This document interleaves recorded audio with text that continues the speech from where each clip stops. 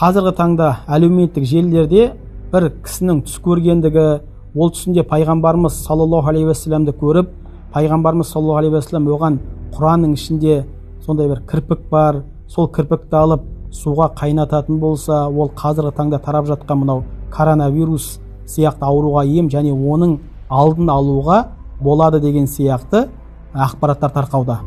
Және кейбір адамдар бізге хабарласып, мен Құранды қарап шықтым, ішінен ешқандай да кірпік таппадым, сонда мен күнәһармын ба деген сияқты. Сондай-ақ кейбір адамдардың соны қайнатып ішіп жатқан жайында хабарлар келуде.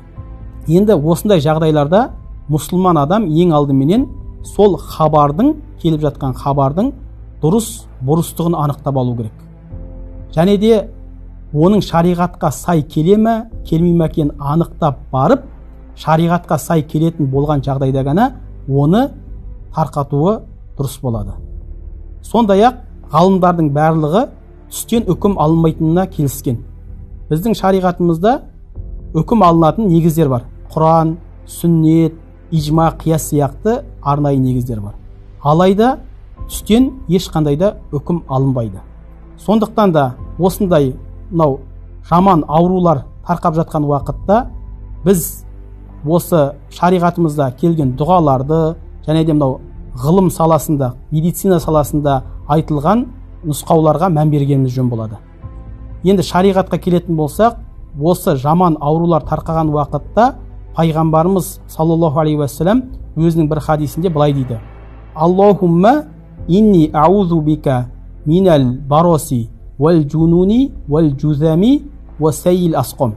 Яғни, Аллахым, мен сенен алапес, жынды ауруынан, және де сал ауруынан, және де одан да басқа жаман аурулардан пана сұраймын деп дұға қылатын болған.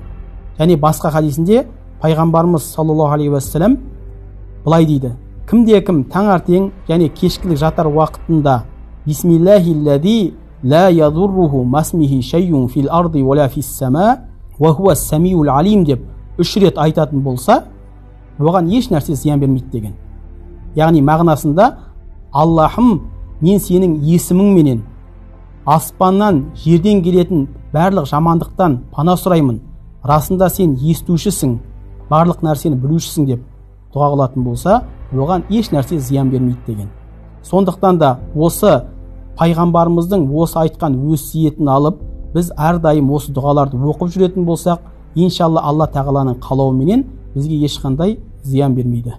Алла тағала баршамызға екі дүниенің жақсылығын берсін. Алла тағала елімізді, жұртымызды жамандықтардан, осындай жаман аурулардан өзі сақтасын.